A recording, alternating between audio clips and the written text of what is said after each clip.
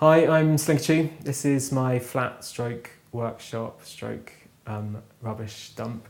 And at the moment I'm working on a show which is called Concrete Ocean, which is opening at Andeepa Gallery in London from the 3rd of March.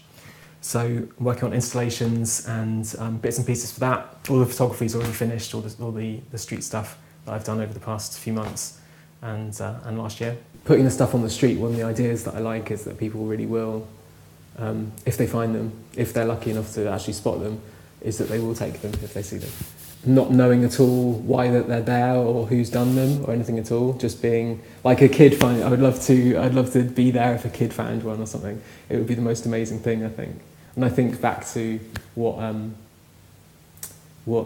would have felt like if I'd stumbled across that as a little kid. It would have completely blown my mind.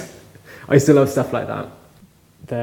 Some of them are quite dark and some of them are quite sad and things. And I think that initial sort of surprise and that childlike thing probably might fade away a little bit when you see one of the little characters has been stabbed or he's just been just broken up with his girlfriend or something.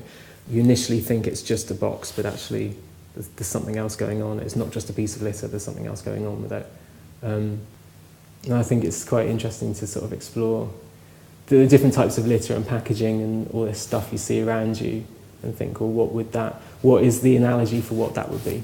And how can you make that piece of litter something more than just something that's been dropped, but have some kind of story in it and some kind of narrative to it? I guess I see them as like little miniature dramas you might pass on the street. You might go by on a bus and see someone being beaten up on the side of the street. There's nothing you can do about it and it's gone in a split second. And you'll always be wondering, shit, what happened to that guy? I like to think that they will be discovered, but I know that some are probably not going to be, and they might be hidden so well that they might still be out there, in a little nook of a wall or something. There's something quite nice about that I quite like. So I'll take these, cut the arms off, reposition them into different things. They're all sort of mildly sexist and all the women are hanging up clothes and things like that. So I'll take these, shave off some of the detail, use like modelling clay and things to put hoods on them, baggy trousers and things like that.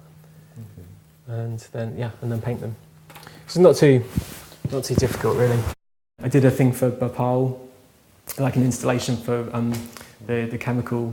It wasn't really a spill, but the chemical release.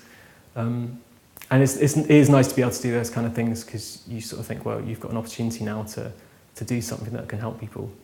And I was quite lucky to get into this because I had a day job and I started doing this completely as a hobby with no idea or inclination that I was going to end up doing this.